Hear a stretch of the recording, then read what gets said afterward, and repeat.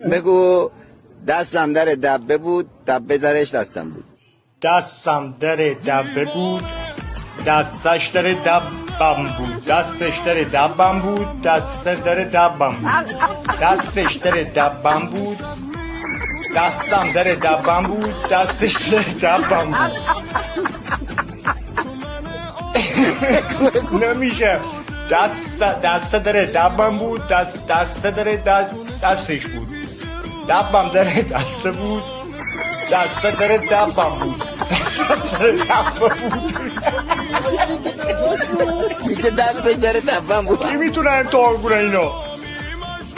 5 بار رد همین جمله رو بود. دست در دبم بود.